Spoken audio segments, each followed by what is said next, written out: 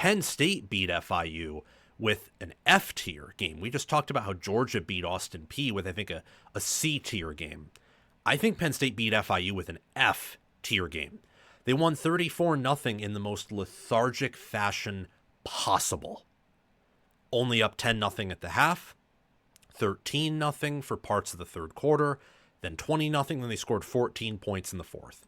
It was the most lethargic way to win a game 34-0. And they shut FIU out, and they scored 34 points. And the defense looked phenomenal, even though they were rotating from the beginning of the game.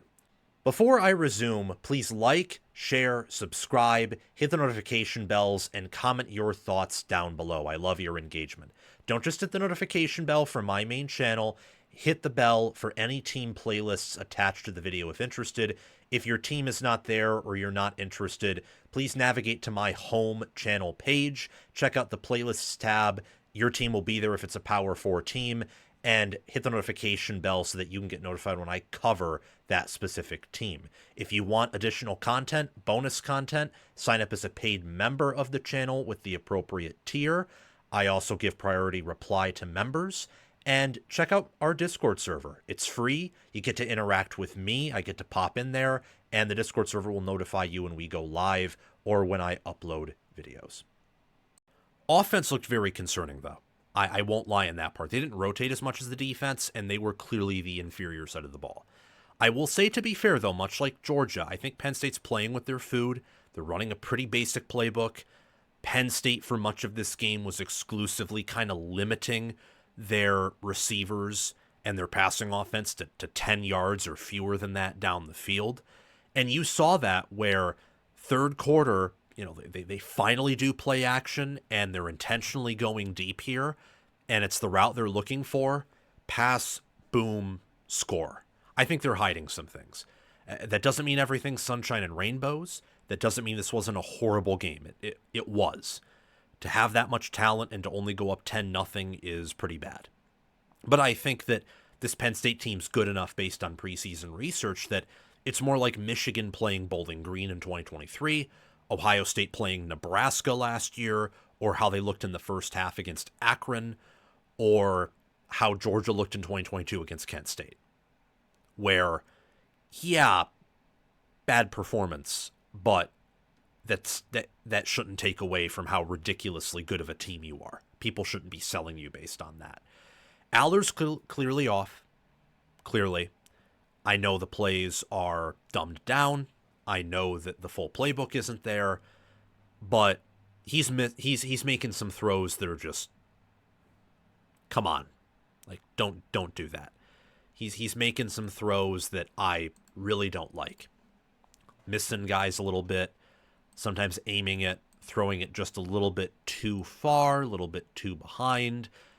I thought that his performance this week was once again underwhelming. Did have some good throws, had over 200 passing yards. He threw it 33 times. They are throwing it at a higher rate than they did last year. Like, he already has 59 passing attempts in his first two games. Already has 59. Last year, first two games, he had 37. And one of those was West Virginia on the road. So they want to get him involved more. They want chemistry with those receivers. And since they don't have Jeremiah Smith, and they're also they can't open the playbook because they want to save that for Oregon. While for Ohio State, they have better receivers, and the playbook is wide open because they played Texas. Well, you're consequentially not going to get the same amount of production as throwing it all across the field as Ohio State is. You don't have their players, nor do you have, at least by choice, the open playbook yet. So Allar has struggled. That is very concerning. If this continues, then that's going to be a problem. But I think that Penn State's front six, front seven, they're deep enough at linebacker to operate out of a 4-3 if they want to.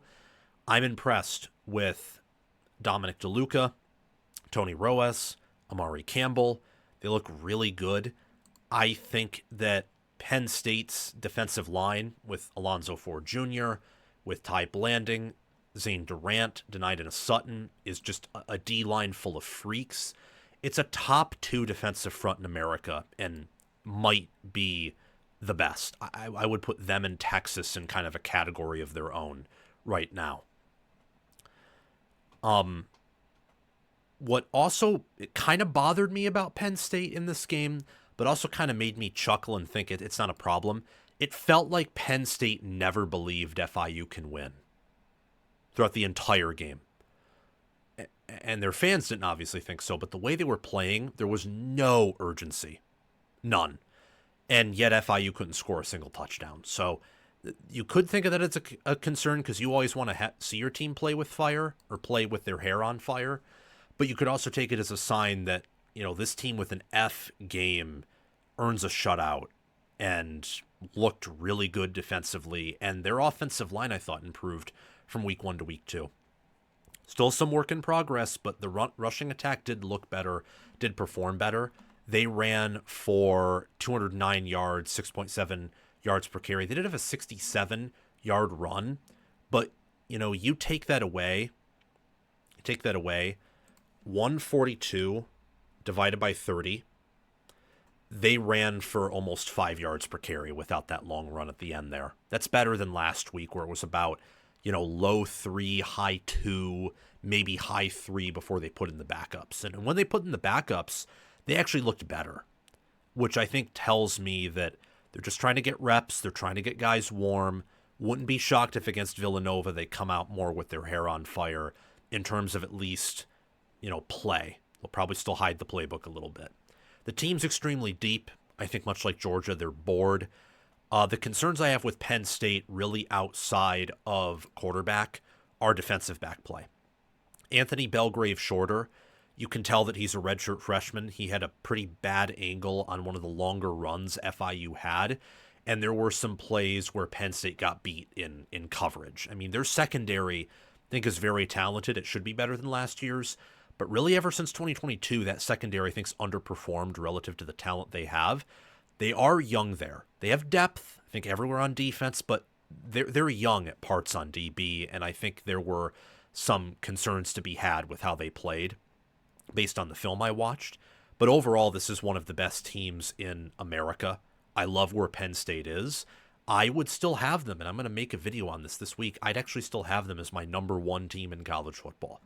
I just think you can't overreact to games through 2 weeks, especially against bad opponents. That's thinking like the general public, being emotional, being biased.